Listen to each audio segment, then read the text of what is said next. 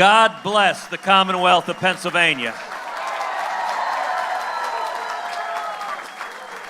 What a great privilege to be with so many patriots.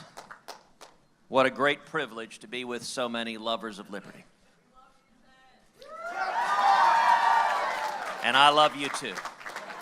And I gotta say, we've had a great week this week. You know, I'm reminded of a story of a man driving along a country road. And he spots a little boy by the side of the road with a box of kittens and a sign that says, "Free kittens, they're Democrats." And he thinks, well, gosh, that's the strangest thing I've ever seen. But he keeps on driving. He doesn't think about it too much. A few days later, he's driving on that same country road. He spots that same little boy, same box of kittens, except this time he's got a sign that says, "Free kittens, they're Republicans." And he thinks, okay, this is the strangest thing I've ever seen. He pulls off on the side of the road. He walks up to the kid. He said, "Son, I don't understand. A few days ago you had these kittens. You said they're Democrats. Now you say they're Republicans. What gives?" The kid looks at him and says, "Well, mister, now their eyes are open."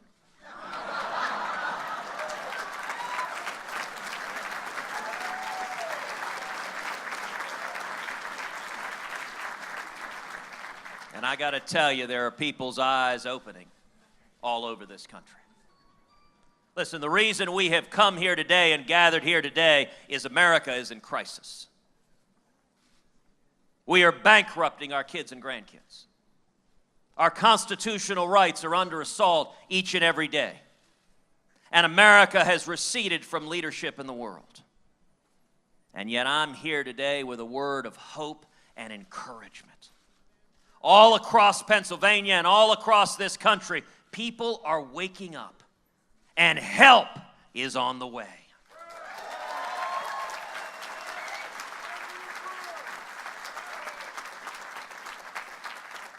This next election is going to focus on three key issues: jobs, freedom, and security.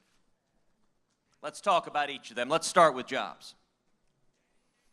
I want to take a minute and speak to all the single moms who are working 2 and 3 part-time jobs, who've had your hours forcibly reduced to 28, 29 hours a week because Obamacare kicks in at 30 hours a week. I want to talk to all the truck drivers, all the plumbers and mechanics and steel workers, all the union members, all the men and women with calluses on your hands, who've been seeing your wages stagnate year after year after year. Cost of living keeps going up, but somehow your paycheck doesn't seem to keep pace. I want to talk to all the young people.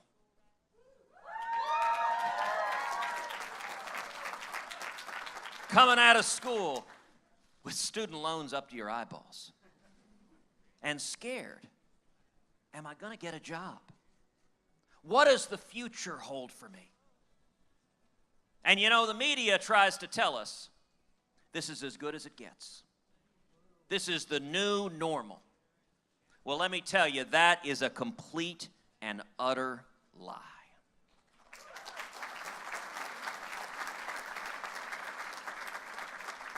It's easy to talk about making America great again. You could even print that on a baseball cap. But the real question is, do you understand the principles and values that made America great in the first place? The heart of our economy is not Washington, D.C. The heart of our economy is small businesses all across the United States of America.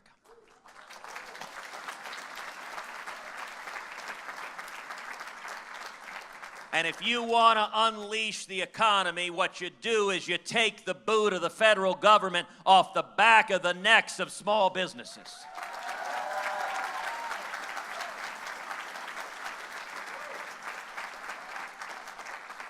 If I'm elected president, we will repeal every word of Obamacare.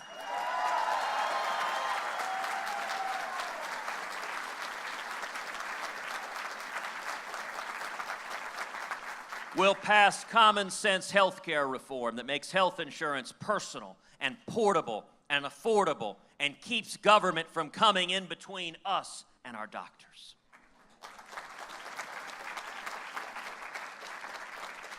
And we will pass a simple flat tax.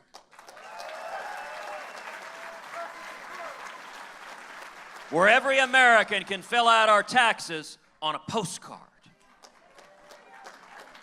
And when we do that, we're going to abolish the IRS.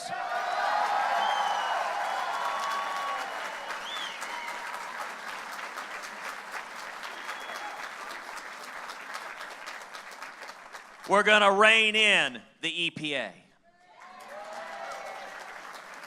And the federal regulators who have descended like locusts on small businesses, killing jobs all across this country.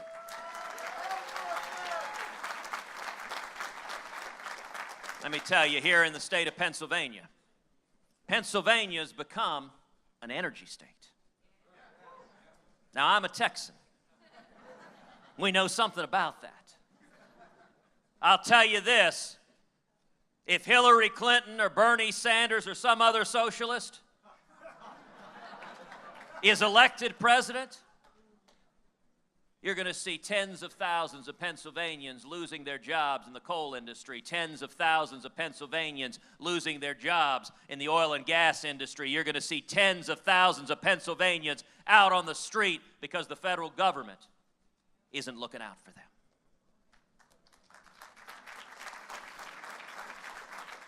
If I'm elected president, we're going to get the federal government out of the way, and you're going to see tens of thousands of more Pennsylvanians getting new jobs in coal and oil and gas and small business.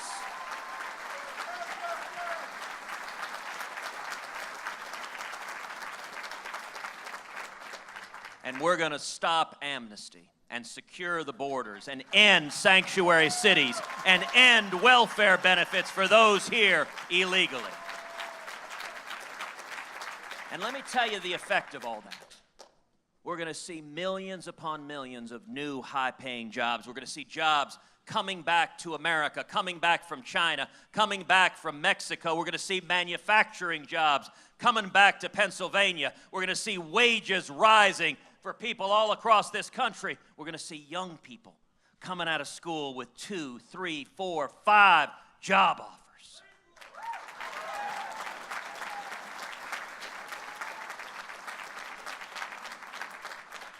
We'll see morning in America again. Now, the second key issue in this election is freedom. You know, with the passing of Justice Scalia, it underscored just how high the stakes are in this election. It is not just one, but two branches of government that hang in the balance. We are one liberal justice away from a radical 5-justice left-wing majority, the likes of which this country's never seen. We are one justice away from the Supreme Court stripping religious liberty from Americans all across this country. We are one justice away from the Supreme Court effectively erasing the Second Amendment from the Bill of Rights. We are one justice away from the Supreme Court making us subject to the World Court and the United Nations and international law and giving away U.S. sovereignty. Now, you know, a couple of debates ago, Hugh Hewitt asked us a question about religious liberty in the Supreme Court. And Donald Trump turned to me and he said, "Ted, I've known a lot more politicians than you have."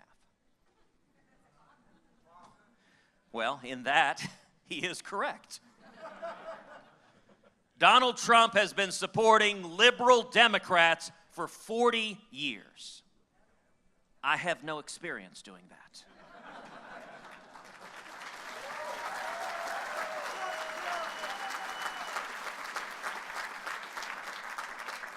But Donald continued, he said, "Ted, when it comes to Supreme Court justices, when it comes to religious liberty, you got to learn to compromise.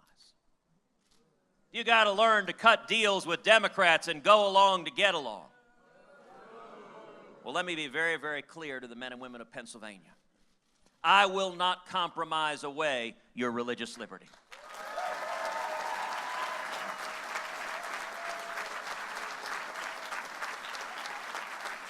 And I will not compromise away your Second Amendment right to keep and bear arms.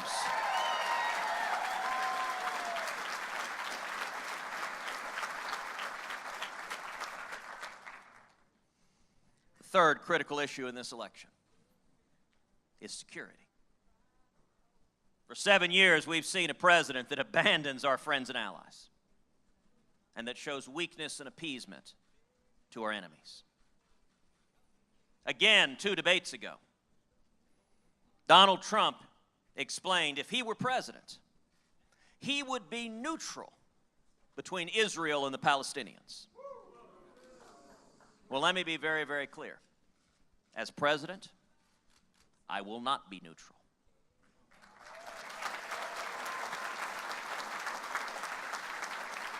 America will stand unapologetically with the nation of Israel.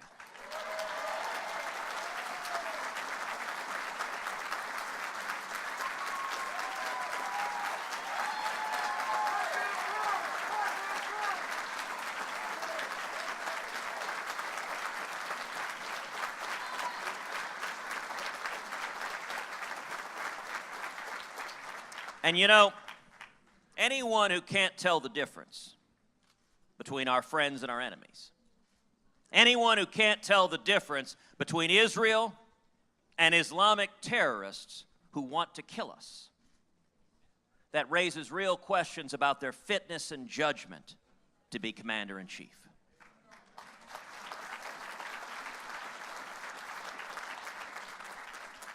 We've seen over 7 years our military weakened. We've seen readiness undermined. We've seen morale of the troops plummeting. And you know what? America as a nation, we've seen this before. We've seen another left-wing Democratic president, Jimmy Carter, weaken and undermine the military. And then in January 1981, Ronald Reagan came into office.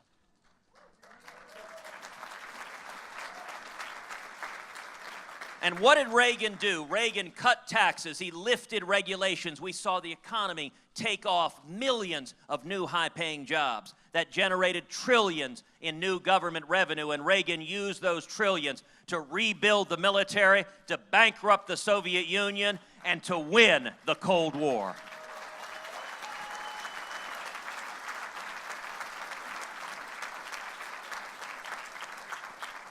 I intend to do the exact same thing with radical Islamic terrorism.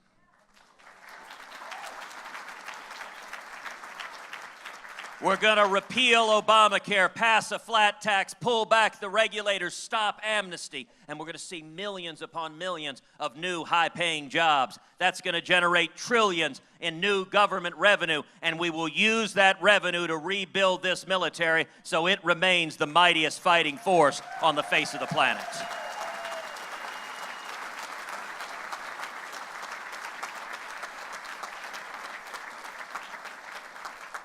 No longer will our military be governed by political correctness.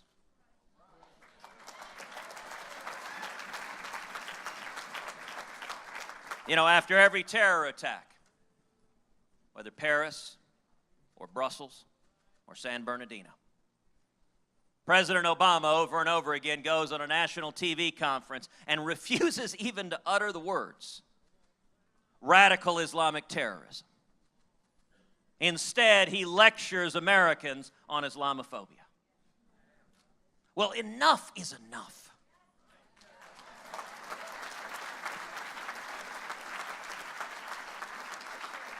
You know, after Brussels, I recognize it was very inconvenient with President Obama. It interrupted his baseball game with the Castros. And you know, when you've got a leftist president down in Cuba posing in front of a giant mural of Che Guevara, when you've got a president standing in a news conference next to Raul Castro when Castro attacks America, says, let me tell you all the things that are wrong with America, and then our president stands up and says, You know, Mr. Castro, I agree with you. All those things are wrong with America. Is it asking too much to have a president who defends the United States of America?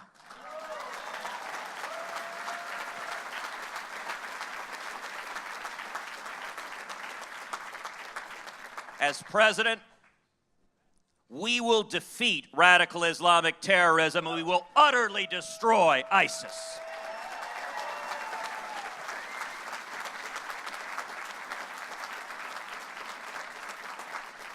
And to the jihadists across the globe who are encouraged by the weakness, by the trembling of this president, let me tell you, in January 2017, your day of reckoning is coming.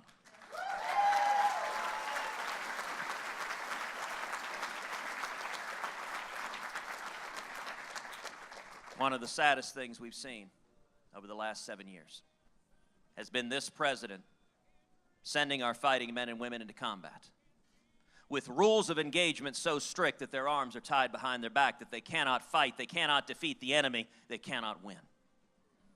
That is immoral, it is wrong, and mark my words, starting next year, it will end.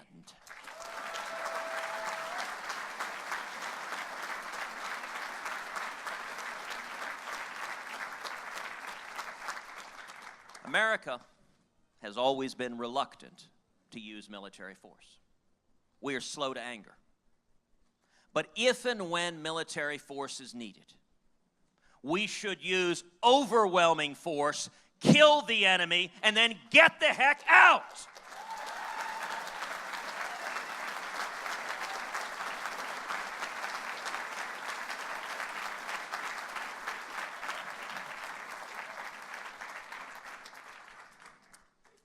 Let's talk a little politics.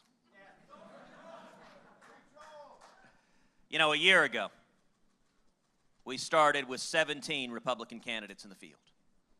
It was an amazingly talented, young, diverse, dynamic field. What a contrast with the Democrats. You know, the Democratic field consists of a wild-eyed socialist with ideas that are dangerous for America and the world, and Bernie Sanders.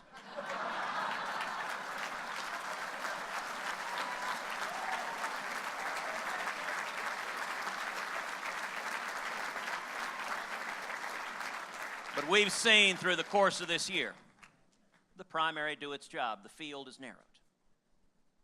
And now at this point, there are two candidates and only two candidates who have any plausible path whatsoever to winning the Republican nomination, either me or Donald Trump. And let me tell you what we're seeing happening. All across this country, all across Pennsylvania and all across the country, we are seeing Republicans coming together and uniting behind this campaign.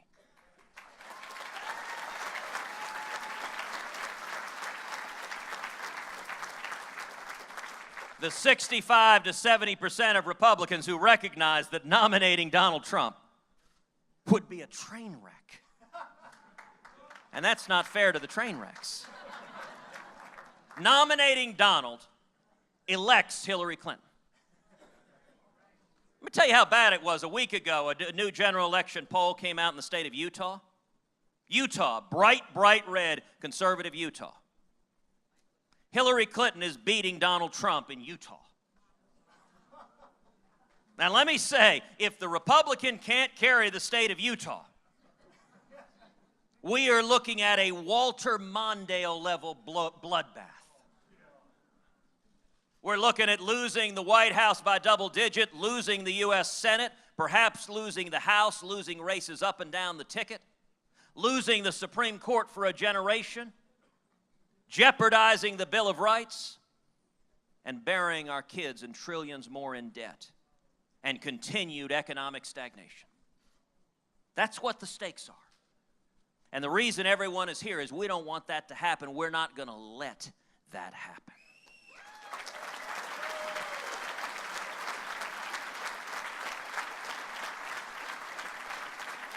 And I tell you what we're seeing happening.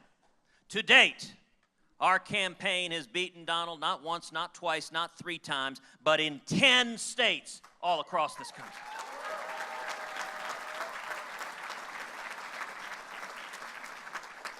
On Tuesday, the state of Wisconsin votes. 2 polls in a row have come out showing us leading in Wisconsin by 10 points.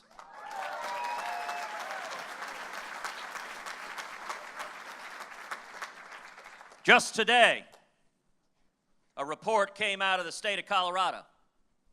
Shows us leading Donald Trump by 23 points.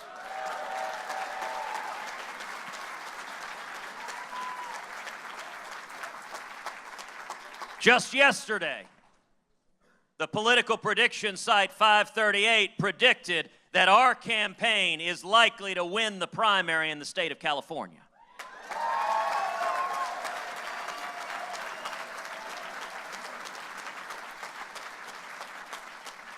And last week, Fox News came out with a poll. It showed Donald losing by double digits to Hillary Clinton, but it showed us beating Hillary Clinton 47-44.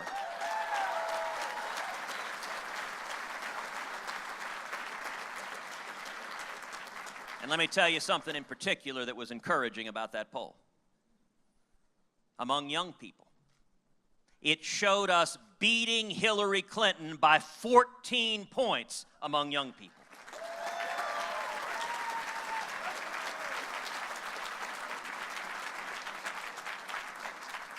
Now, the last 2 elections, Barack Obama won young people 70-30. Let me say right now, if the Democrats is getting walloped by double digits among young people, Hillary Clinton can't win.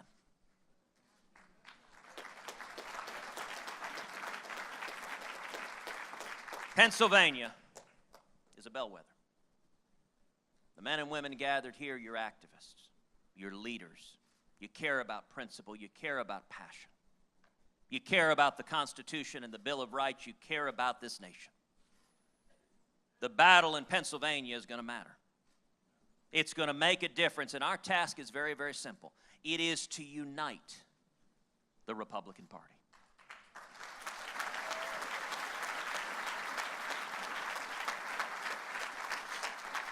To bring together a broad and diverse coalition. Of the 17 Republican candidates who started this race, 5 have now endorsed this campaign. Rick Perry, Carly Fiorina, Lindsey Graham, Jeb Bush, and Scott Walker.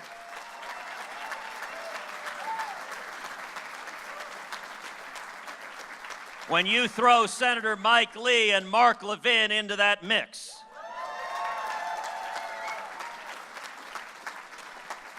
you have the entire ideological spectrum of the Republican Party. What we are seeing is Republicans and libertarians and independents and Democrats all coming together saying, this doesn't make any sense what we're doing.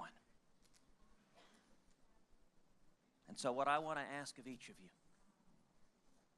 is if you share the urgency I know you do for this country, if you tremble at the thought of a 3rd Obama term with Hillary Clinton in the White House, doubling down on these failed policies, killing jobs across the state of Pennsylvania, stripping away our Bill of Rights, and knuckling under even further to radical Islamic terrorists while she abandons the nation of Israel.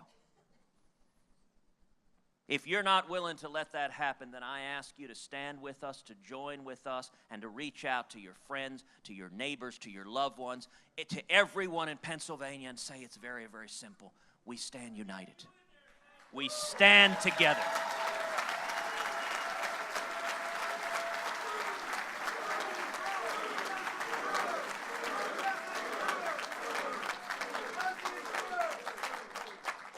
This election ain't going to be decided by the Washington power brokers. If it were, I'd be in 17th place. This election will be decided by the grassroots, by the men and women across Pennsylvania and across the country. And let me tell you, it took Jimmy Carter to give us Ronald Reagan. And I am convinced the most long-lasting legacy of Barack Obama is going to be a new generation of leaders in the Republican Party who stand and fight for freedom, who stand and fight for the Constitution, and who stand and fight for the Judeo-Christian values that built this great nation.